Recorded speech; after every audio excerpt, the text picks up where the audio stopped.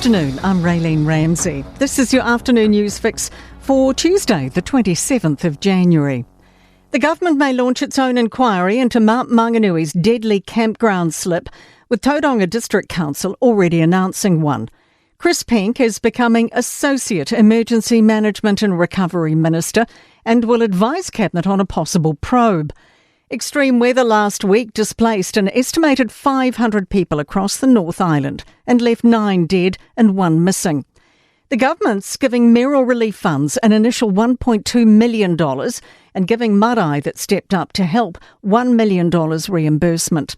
Prime Minister Chris Luxon says it's smart to have a broader inquiry than the district councils. I think we owe it to the families to make sure there's an independent inquiry that they have confidence in. MPs across parties have expressed condolences over the Mount Manganui landslide and other severe weather. Greens co-leader Marama Davidson says tragedies marked this past week. The loss of life on Mowal at Mount Manganui, at the Mahurangi River and in Papamoa has been a bitter reminder of the fragility of life. NZ First Winston Peters has thanked emergency services and volunteers. The response of Ordinary New Zealanders coming together and supporting those impacted in these communities has been most heartening. Sending a letter could become harder for some this year as NZ Post closes 142 within-store sites across the country. Most people will still be within 4 kilometres of an NZ Post shop, but a few in some areas could have to travel much further. Age Concern Chief Executive Karen Billings-Jensen says that could be hard for the elderly. We're also potentially dealing with people that may no longer be able to drive and be relying on public transport or other services, and it just increases some challenge. The Greens say despite the government-India free trade agreement hinging on opposition support, it's not getting the access accorded to Labour. National and ACT need opposition support to get it over the line because NZ First rejected the deal. Labour's weighing up its position and is waiting for answers on things like migrant protections.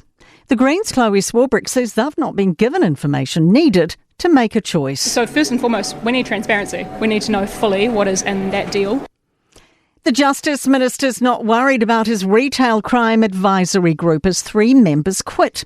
Retail NZ's Carolyn Young, Foodstuffs' Lindsay Rolls and Michael Hill's Michael Bell all resigned in the past month. Young says the relationship with Sonny Korshall made her role untenable and he isn't fit to chair. But Paul Goldsmith says only Young had an issue. 2 of those 3 have been promoted to more senior roles and they've had to step aside. One has not been happy with how things are going. Yeah, she's a full-on person and so is Sonny. In sport, Blues coach Vern Cotter feels his departure to the Reds in 2027 works for both franchises. The 2025 Super Rugby winner says he was asked to change the Blues foundations and he's achieved that.